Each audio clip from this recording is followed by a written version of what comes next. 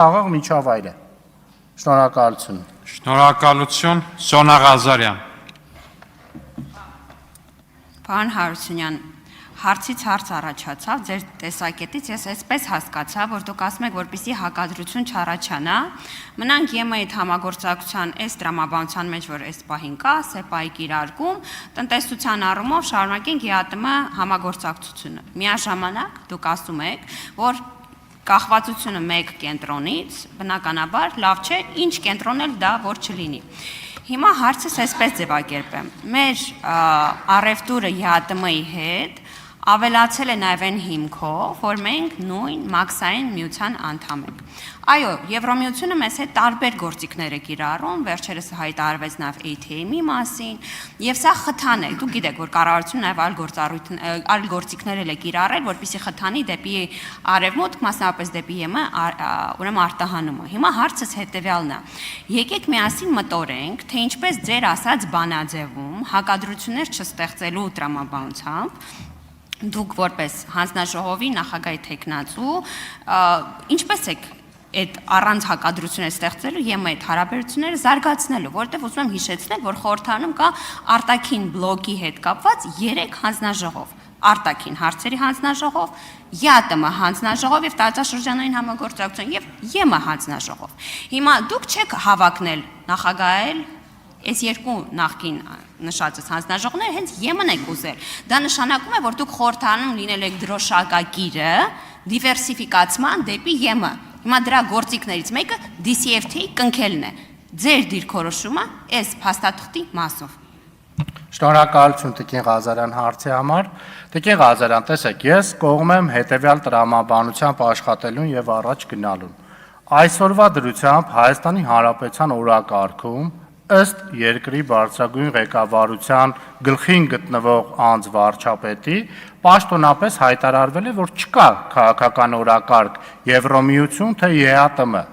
Այ որ պահին կլինի այդ օրակարգը, այդ ժամանակ կհասկանանք հիմնավորումները։ Ընդամենը մեկ բան կարող եմ ասել, որ ԵԱՏՄ շրջանակներում առևտրաշրջանառությունը մի քանի անգամ գերազանցում է այս պահի դրությամբ եվրոպական պետությունների հետ առևտրաշրջանառությունից։ Եվ այո, եթե այդ պահին քննարկումները, վերլուծությունները, փորձագիտական կարծիքները կլինեն այնպիսին, որ հնարավոր է անցում կատարել այլ արտաքին քաղաքական կուրսի ապահովելով նախորդ ճակերտավոր ասած քաղաքական կուրսում գտնվող շահառուների իրավունքների ամբողջական պաշտպանությունը, կարծում եմ այդ ժամանակ մեր դաշինքը, մեր կուսակցությունը եւ մեր խմբակցությունը հստակ պաշտոնական դիրքորոշում կհայտնի։ Ընդ որում Տիկին Ղազարյան, եթե դուք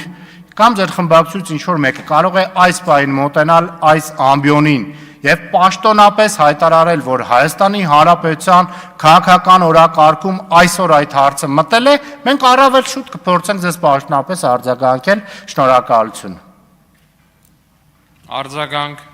Պարոն Հարությունյան, ամենայն հարգանքով, բայց դուք ԿՊ անդամ չեք եւ դուք հիմա եկել եք ամբիոնից ներկայացնում եք մեր դիրքորոշումը, ես մեր դիրքորոշումը գիտեմ, բայց ես ասում եմ, երբ որ հանձնաժողովների բաշխման պահն էր, դուք հայտ եք ներկայացնել ղեկավարել այս հանձնաժողովը։ Գիտեք, եթե դուք գալիս եք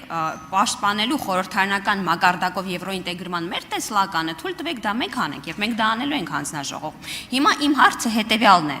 Ես համաձայն եմ, որ դիվերսիֆիկացումը կարևոր է։ Այստեղ մենք նույն ձև ենք մտածում։ Ես հարցում եմ ձեր դիրքորոշումը, ասում եմ, լավ, այս դիվերսիֆիկացման խթանը դուք ո՞նց եք տեսնում։ Ես ասում եմ, եթե ուզում եք իմ անձնական դիրքորոշումը, ես եվրոպական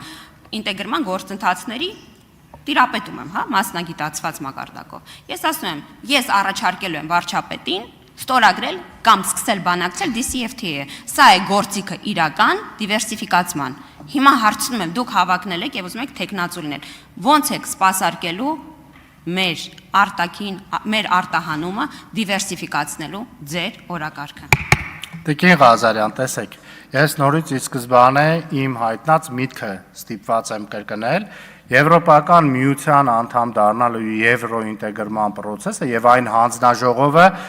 ինչպիսի դերակատարում, որ ըստ օրենսդրական կարգավորումների ունի այսօր տարբեր են։ Նորից եմ ասում, շատ լավ է, ես չէի էլ կասկածում, որ դուք ձեր քաղաքական կուրսը եւ ձեր կուրսակցության պաշտոնական հայտարարությունները լավ գիտեք։ Իմ ասածն այլ բան, երբ որ այսօր դուք որպես իշխանություն կբերեք քաղաքական օրակարգ կմցնեք հարց, որ այս պահին ունենք հստակ հնարավորություն Եվրոմիություն թե ԵԱՏՄ, այդ ժամանակ մենք որպես ընդդիմություն հստակ մեր դիրքորոշումը կհայտնենք։ Շնորհակալություն։ Արման Եղոյան։ Շնորհակալություն, պարոն Հարությունյան, դուք խոսեցիք